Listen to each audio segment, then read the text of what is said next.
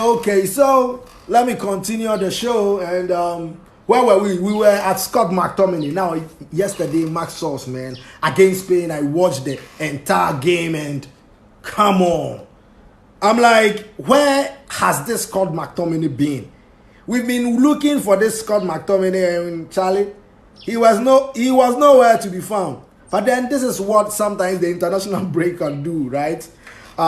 Fringe players getting regular time to boost their confidence. You know, Harry Maguire is a typical example. He hasn't had a lot of games, but England has given him a new surrounding, a new lease of life, and he's doing well with the English national team, you know. And Harry Maguire this season, irrespective of the what is the name? The interview he did, he shouldn't have done it, man. And the way he speaks, everybody has room for improvement, right? If you don't have room for improvement, you will be the number one at Manchester United instead of Rafael Varane and Lisandro Martinez. So him bigging himself up like he played, come on, you know, you need to do much better. Now, yesterday, the international break continued, and I watched Georgia versus Norway. Now, those of you criticizing Marcus Rashford for not turning up for England duties, I don't know why Erling Haaland does the same thing and nobody talks about it. But because it is Manchester United, then always we get the, you know, everything will be thrown at us. Erling Haaland never plays for Norway. Why? But he's always playing for what is his name? What is the Manchester City, right? So Georgia won, Norway won. Kvaratskhelia, I was watching him, and Manchester United should buy Victor Osimhen and Kvaratskhelia for a combined fee of like $200 million. Sheikh Jassim Al Thani, if you buy Manchester United, please buy Kvaratskhelia and buy Victor Osimhen from Napoli. We don't care how much they cost, because those two at Old Trafford and the new owners under Eric Ten Hag, hey, it is scary, man. It is scary to think of Sheikh Jassim Hamad being the owner of Manchester United heading towards the summer, and we knock on Napoli's door. Boo, boo, boo. Napoli, boo, boo, boo, boo, boo, boo. Napoli, hey, Napoli. Manchester United will knock on their door. Kaka. They will come out and they'll be like, what do you want? We'll be like, take $200 million, give us Kvaratskhelia and Victor Osimhen. Because we need a dynamic number 10 at Manchester United. And Kvaratskhelia, that prospect of seeing Kvaratskhelia at Old Trafford, dazzling, twisting, turning. You know, Eric Ten Hag wanted João Felix this January, right? And the probability of him staying at Chelsea is very, very high. And only if we can compete with Chelsea. He's already been there. They've given him, but we can give him a Champions League. We can give him a more stable team in Eric Ten Hag's team. So I think we should still pursue João Felix and Kvaratskhelia as the number 10. Bruno is now dropping backwards. You can see. He can rotate with Eriksen. Then we get a proper number 9. Right? A proper number 10. Kvaratskhelia, João Felix. Then so Manchester United under new owners, I am optimistic, man. I can't wait for the takeover to go on. But you know, speaking about the takeover, the Glazer family is one of the worst owners you can ever have at an institution. But then they are one of the brightest and most smartest businessmen to ever live on earth, right? Because they bought one of the biggest clubs in the world, if not the biggest. They bought it on loan. And when they bought, they took loan to buy Manchester United. And instead of paying the loan they took to buy Manchester United, they put that debt on Manchester United. So virtually they bought Manchester United for around 250 quid. 250 million, sorry. They paid 750. Over 500 was through loans. And that loan that the Glazers took to buy Manchester United is still there. Manchester United haven't paid that loan. Meanwhile, that same loan, the interest Manchester United have paid during the 17-year reign of the Glazers is mind-boggling. Now, during these 17 years, these same Glazers have taken dividends upon dividends year in, year out. So they've been wonderful businessmen, but horrible and greedy owners. The Glazer family, now Joel and Avram Glazer weren't the people that bought Manchester United. It was their father, actually, Malcolm Glazer.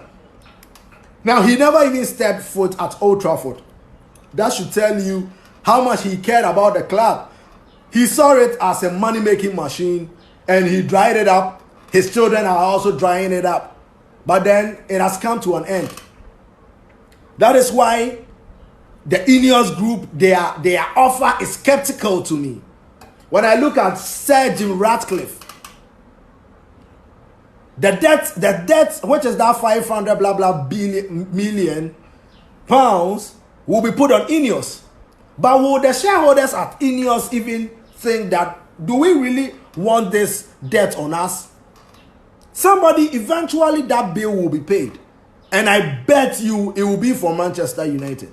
So we don't want a situation, we want a new owner. An owner that will come in and be like, Old Trafford, are we breaking it down? No, don't break it down. Add things to it. There is so much land. Develop it. Maybe make Old Trafford 100,000 capacity, right? We want to keep that name, Old Trafford. Old Trafford. Always that. But we can expand and make it 100,000 capacity. You know, the facilities everything needs to be gone. Cristiano Ronaldo spoke about that, right? The gym, the facilities around Old Trafford, Carrington, wherever, everything owned by Manchester United needs a revamp. Reshuffling amongst, or maybe sacking, bringing new people who are capable of working, right? So everything else will change with Sheikh Jassim. And I am taking him for his word, you know, clearing that debt of Manchester United is a big thing. And the fact that he is offering to do that, whilst Ineos want to put it on their books, and eventually Manchester United will pay it for it again. We want a bigger Manchester United. Now, when Saudi Arabia came in for Newcastle, nobody was saying shit. But then when, you see, these are the double standards we talk about. And sometimes I don't blame rival fans for hating Manchester United, because they grew up seeing Manchester United beat their team over and over and over and over again, right? And this man was the catalyst of that, Sir Alex Ferguson. Now let me read a few news that has come out before I came live. Sir Alex Ferguson, man, such a legend, man. He made me fall in love with football, and I can't wait. Anytime I pray to God to let me meet the man, right? It will be one of my dreams, my bucket list checked. Sir Alex Ferguson, me meeting him, because football did a lot for me. Football was my escape from every reality. I can get a broken heart and I'll just watch a Manchester United game and I'll be okay.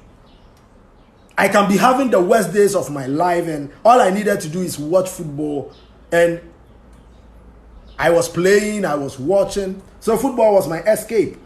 And I want it to be an escape for so many people too. That is why I want to build the Christian Achu Sports Complex. I'm looking for investors. So if you're an investor out there who wants to build a multi-purpose training facility that will house a 20 capacity stadium, the Christian Achu Sports Complex will also house 7 normal pitches, training pitches, 6 aside pitches, 3 basketball auditoriums, a tennis ball auditorium, and so many things on a 200-acre property, right? So I own over 200,000 acres. I own over 200,000 acres of land. And I want to give 200 to honor Christian Atsu for what he has done for Ghana. As somebody that I used to play against Christian Atsu, I want to do that to honor the man. I want to honor him so that after 100 years, people will still remember Christian Atsu for his good works because he pays school fees. And the Christian Atsu Sports Complex that we are about to build, what I want to do is give 10% of whatever will be earned there to his foundation to help nurture the next generation of Africans. Whether you be an orphan, it doesn't mean you should face life like I did, like what Christian Atsu went through, right? So the Christian Atsu Sports Complex, if you are watching me, please share the live. Let it get to people who can help, man. I'm giving a 200-acre property, a piece of land. I will build it. We are building a sports complex. We will build a building that can house over 200 footballers across. We will make it like an academy, right? I'm on my verge of getting my coaching badges, man. And I can't wait to get my badges. Every morning, coach these children. Let them eat football. Let them dream football. Teach them what Christian Atsu did so that when they grow, they become better footballers. Teach them what Sadio Mane is doing, right? Teach them that football is more than just talent. Football is life. Football is hard work. Look at somebody like Lionel Messi, and yet he puts the hard work in it. Look at Cristiano Ronaldo. Abundance of talents, yet the hard work, the professionalism is up there. We've seen so many skilled and talented footballers that have gone to waste. Look at Ravel Morrison, for instance. We always use Ravel Morrison as an example at Manchester United. And yet now we have the Mason Greenwood situation, although he has been cleared of everything, you know. But then, talent is not enough. And these are the things we'll be teaching at the Christian Atsu Sports Complex. The academy we will open there. Come on, guys. I can't wait. I can't wait to do good, man. I can't wait. And I've been working so hard with Rebeland Estate. We are building a TV station for Reunited Live. So this might be, you might later watch this on YouTube on Reunited Live. My name is Nana Poku-Hitzfield, the Ordained Crown Prince of Ghana. I'm leaving you guys with love and abundance. And today's show, I wanted to talk about the Glazers. Yes, so look at what the Glazers are doing. And yet they still want 6 billion. They still want 6 billion for Manchester United. A record fee for a club. 6 billion. The Glazer family, they bought it for less than 200 million. Have taken over 1 billion in dividends. And yet when it's even time for them to go, they want to go milking Manchester United. So shout out to the Glazers. If they come near your company, you should be careful about them, man. Those people are greedy. So Glazers out is the movement. Now let me read Sir Alex Ferguson's inductee from the Manchester United app. Former Manchester United manager Sir Alex Ferguson has been inducted into the Premier League Hall of Fame. Our legendary boss is recognized for winning the title for a record 13 times during his glorious reign at Old Trafford, with his old adversary, Arsene Wenger, the former Arsenal manager, also being celebrated. Okay. During the 27-year stint that predates the start of the competition, in total, the Scots won 528 of his 810 matches and was named manager of the season 11 times, scooping the monthly award on 27 occasions. Now, this is a quote from Sir Alex Ferguson. He said, "I am truly delighted to be inducted into the Premier League Hall of Fame," says Sir Alex. "It's an honor when you receive recognition like this. However, it's not just about me as a person. It's about the job at Manchester United and the bond we had over many years. So I am also proud of the club, the staff, and my players. My job was to send the fans home happy. United's history and my own expectations were the things that drove me. And I had to try to develop all my players with the same expectation and make sure we could go out and achieve them. I feel Arsene, who he's talking about Arsene Wenger, I feel Arsene is a very worthy inductee as he transformed Arsenal Football Club fantastically. They became a tough team to compete with, and we both wanted to win, which motivated us further. Through the years since retirement, we'd go for dinner together in a little restaurant he knows well in Switzerland.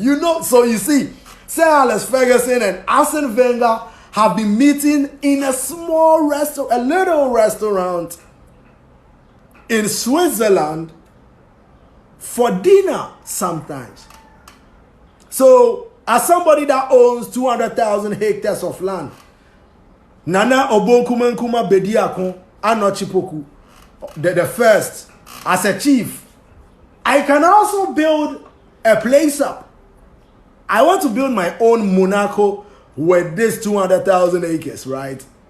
I want to build my own Monaco, right? So I can't wait. I can't wait to build my backyard to be one of the most beautiful cities in the world. And I'm starting a day at a time. Romano se hizo inundia siempre un paso a la vez, un tiempo a la vez, poco a poco, right? So Romano se hizo inundia, un paso a la vez.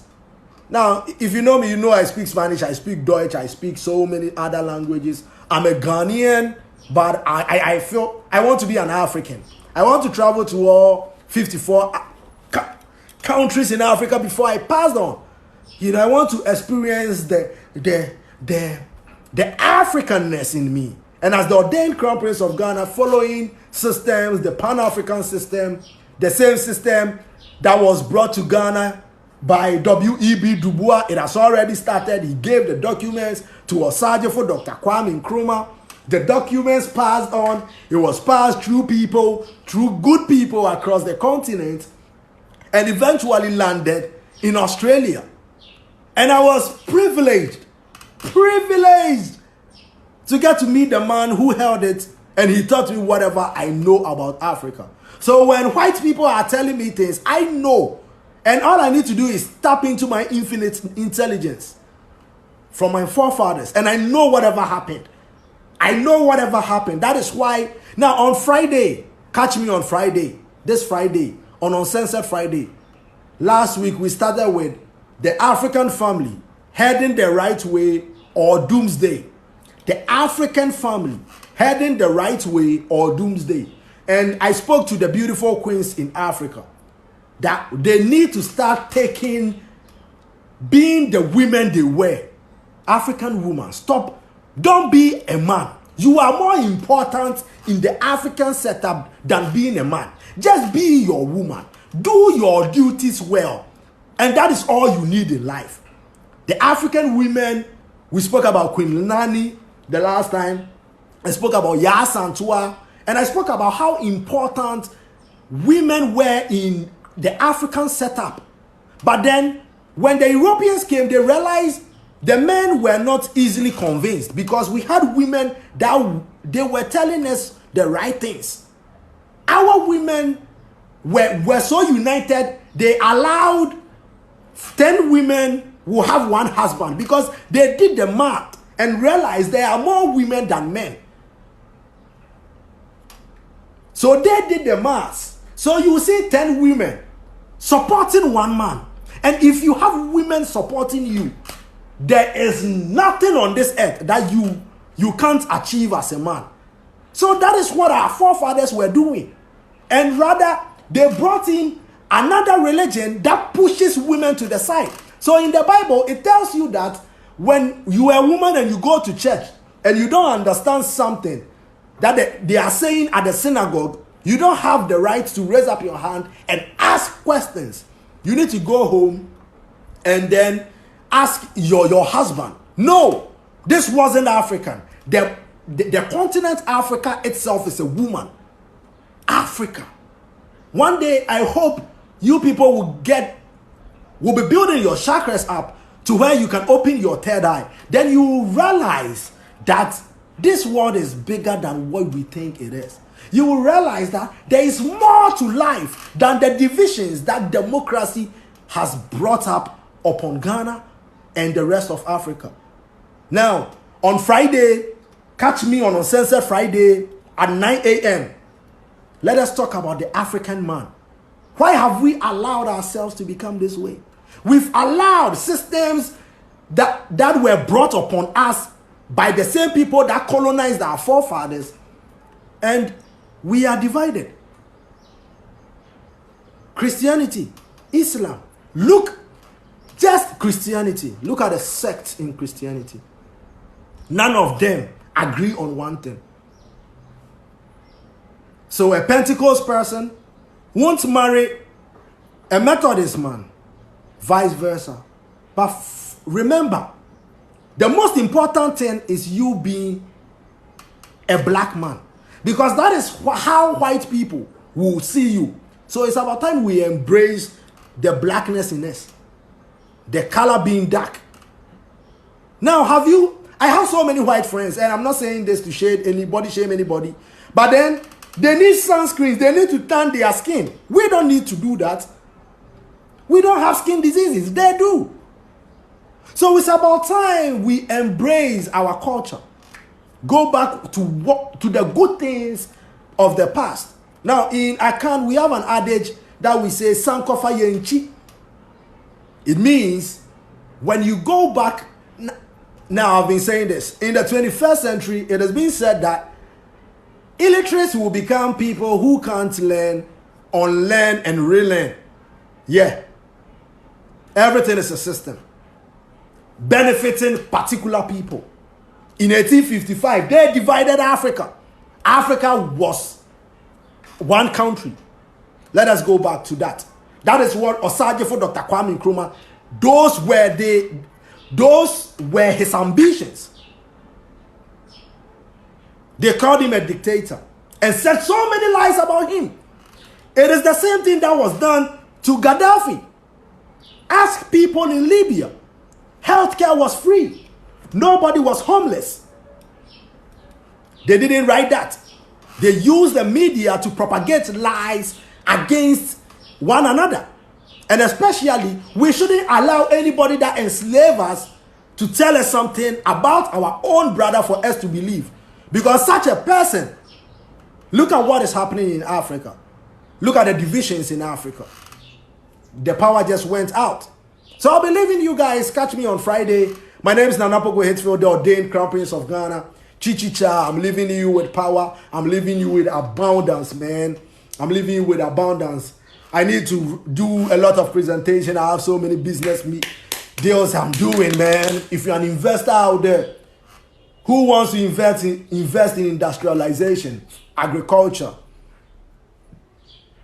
theme parks, hotels, real estate, man, contact the Ordained Crown Prince of Ghana. And as I said, I want to build Christian Archie Sports Complex. I want it to be a hub for players across Africa. Scout Africa, pick the best players and put them there and teach them football and teach them the goodness football can do. Teach them what Sadio Mane is doing, right? Teach them that when you have money, it is not about the cars. It is about investing into the next generation. Because if we don't respect ourselves, nobody is going to respect us. Marcus Garvey said it. He said a race that doesn't respect itself automatically forfeits the respect of other races. The black people should start respecting ourselves. On Friday, we will talk about the African man. Are we heading the right way or doomsday? We've allowed so many divisions to divide us as people. But we are one people. When we travel to their country, they call us immigrants. But when they come here, they call themselves expatriates. They call themselves investors. Meanwhile, everything they have comes from our land. It is about to change. The Pan-African system is about to clear every system, democracy, and all the things, the bad things democracy brings. Finally, we have a system that has Africa's name in it. And that is the system that we'll be using very soon across the continent of Africa. My name is Poku-Hitzfield, the ordained Crown Prince of Ghana. Catch me on Friday and let us talk about Africa. And let us be reasonable. Let us say the hard truths to one another. When I come, share the life. Let us build. Share it to your friends so that, you see, very soon, imagine if we have a big audience. Then we are changing lives. We are changing the mindset. We are becoming one people. And then the kingdom of Africa is upon us. If Africa becomes united, we will be the third biggest country in the world, behind China and India.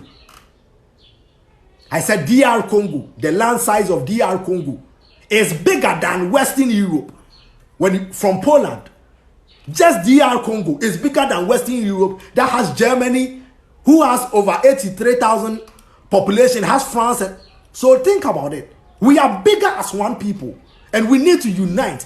We shouldn't allow ourselves for our children to beg before they eat, for our children to starve out of hunger, when all we need to do is build farms.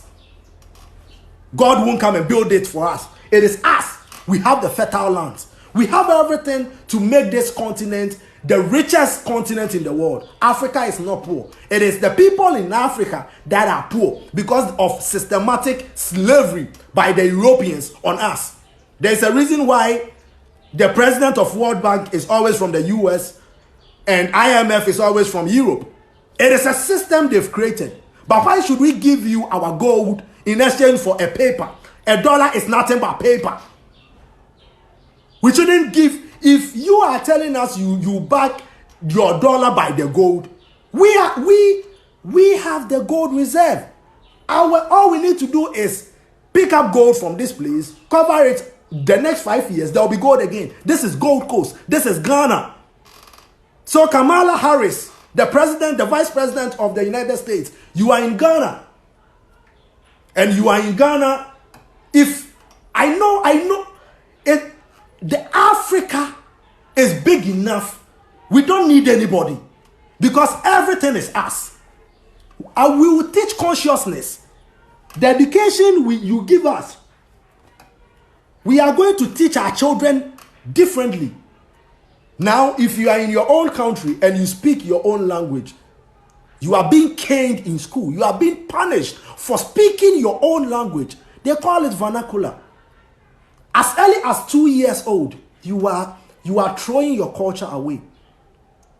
English, Spanish will be second languages in Africa. It won't be our main language. We will stop teaching profit and loss in our schools.